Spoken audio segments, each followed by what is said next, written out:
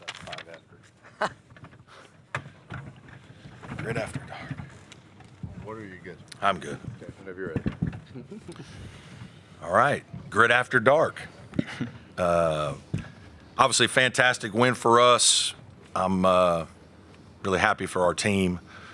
Our guys have been very resilient all year. Obviously, our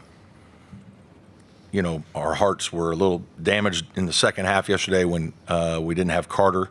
Certainly today, that's on our minds because of this is the best time of year, and guys work so hard to get that opportunity, and so guys were playing really hard, I think, for him in some ways. I thought our defense was outstanding. Obviously, they made some big-time shots late. It gets scary there when they bank one in on you at the end.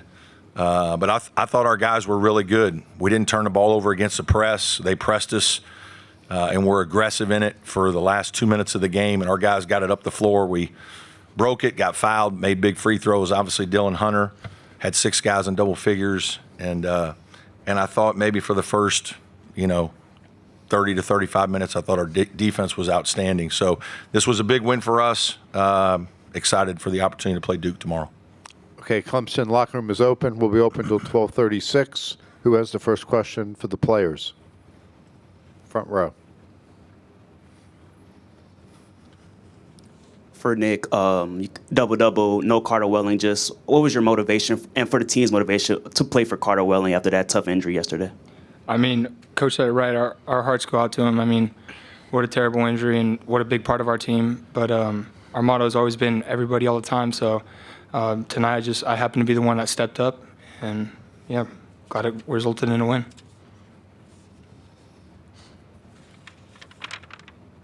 Second row. Question for Butta. You guys were really close to them when you played in Chapel Hill.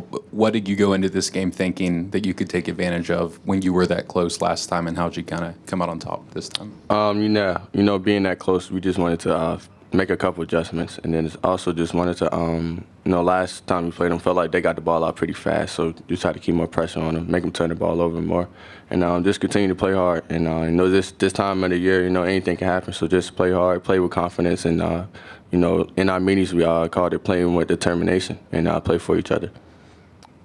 To our right. Thomas Hughes, Virginia Tech on his side. Nick, you obviously missed the free throw with 2 seconds left in regulation. Was there any sort of discussion about missing the free throw intentionally to make it harder for them to advance up the court? Definitely the second one. I'd like to say the first one too, but just missed that one. They said soft touch, and I was able to kind of miss it softly so they didn't get an advantage going the other way. But, yeah, the second one was orchestrated by Coach Brownell. To our left. Griffin Barfield with Clemson Tigers on his side. This one's for Butta. All the guards finished with double digits today. When all of them are scoring so efficiently, how does it change the ceiling of this team? Oh yeah, it changes. It changes everything. All our guys are able to, make shots and get downhill, create things for other players. It opens up space and opens up our offense a lot. And our main thing is defense. And we play really hard. But if we're able to get our offense going too, it's really hard to stop us. So all our guys played good tonight. Everybody was together on one accord. And with a couple men down, was able to still step up and get revenge tonight. Front row. Dan Tortora, wakeupcalldt.com. At one point in the second half, up by 18, just staving off any run that they had. What both student athletes can say about the resolve of this team and bending but not breaking. We seem to be in this position a couple times this year. One time it went bad, other time it was a close call, and even honestly last night it got a little bit closer than we'd have liked. But I'm just glad we had the resolve to kind of figure it out at the end. And with our experience in those situations, I think we were able to come out with the win. Second row. Nick, you've said before that, and all of you guys have talked about how for this team it starts with your defense. How were you able to kind of turn it around towards the end of that first half and shut them down going into halftime and after? That's kind of like one of the main momentum things going into halftime on a good note. Leaving the last thing positive on the court. So I think that's good. Any other questions for the players? Okay, thanks, guys. You can head to the locker room. We'll see you tomorrow night. Good job, man. Thank you. Thanks. job, boys. Thanks, guys. Way to go, buddy. Okay, questions for Coach. Coach, you obviously mentioned the press. What did you like about your team's late game execution as a whole? You know, I just like the way we handled it against the press. Buddy did an unbelievable job.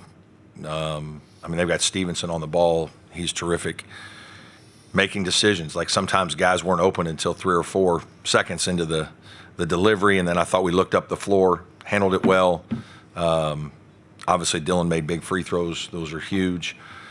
And then, you know, it's hard late game like that. North Carolina has so many guys that can make threes, and they did some nice action. Sometimes we were there, and they still shot them up and in.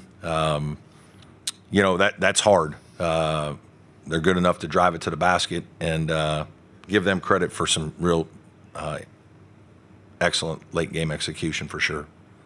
Third row right in front of me. Caden Reinhardt, Virginia Tech on SI. Coach, at times it seemed like the Tar Heels offense was pretty stagnant. Was that something your defense was doing or just kind of a fault on their part?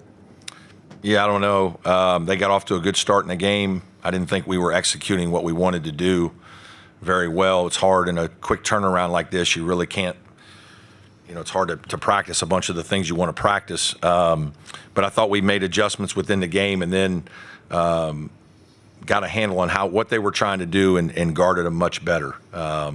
You know, for the most part, we kept them away from the low post. I thought our transition defense was pretty good. And then I think some of that's a result of us scoring. You know, when we score, it just energizes you a little bit. It also makes them take the ball out of bounds and allows us to set our defense. Front row. Bogovac kind of lit you guys up last time you guys played. How did you guys kind of contain him tonight? Yeah, I don't know that we did a lot different. You know, they just have so many weapons. It's, you know, it's hard to like concentrate a game plan on stopping everybody. It's just, you have to kind of pick your poison as a coach. Obviously the big fella made shots tonight. It was, you know, unbelievable, but that might have been better than him scoring around the basket for us. You know, Trimble's an unbelievable player in terms of getting to the paint and creating. I thought we did a decent job the longer the game went on, stopping that. And then Bogovic's a guy who can really shoot it. You know, sometimes when guys play against a guy like that and, you know, and he's had a good game, it just wakes you up to be a little bit more alert. And there was probably some of that as well. Front row left. Coach Dylan Hunter at the end of the game, just what he was able to do at the charity stripe, how he went after the basket, and just his poise that he had when they were hitting so many late game shots. And obviously, this could have been different if he didn't do what he had to do. No, those are game-winning plays by a senior that's won 90-some-odd games in his career at Clemson. You know, that's what he's done. He's just kind of one of those guys that helps your team win. There have been numerous games throughout his career where he's been in that situation to make big free throws, to handle the ball against traps. He got the ball a lot as the first inboundee, and they're doubling, and he's getting it out of there. I thought he played terrific. He got to the paint 3 or 4 times and scored. He was huge tonight. There's no way we win that game without kind of his senior leadership and then his performance. Back of the room. Coach Brian Murphy with WRL in Raleigh. A little bit bigger picture. You've been in this league for a long time. The last couple of years, you haven't got as many teams in the tournament. I wonder what has been different this year about the sort of the depth of the league and the number of teams you might get in the tournament. Yeah, the depth of the league is outstanding. You know, I think there's been renewed commitment by some schools, which is what it takes. Administrations have to get involved in this new college world of order that we're in. So that's part one. Number two, you have to hire good coaches, and sometimes you have to give them a little time to be able to establish their system. We've had some guys in the league that have done well right off this year, which is good. But there's no question that, you know, there was a renewed commitment. We spoke about it as coaches in the league. Obviously, Jim Phillips, you know, spent time with us. We've talked to our administrators about it, how important basketball is in this conference, the history and tradition of the league. I think we all understand that and want to do our part in upholding that. And certainly this year, I think our teams have done that.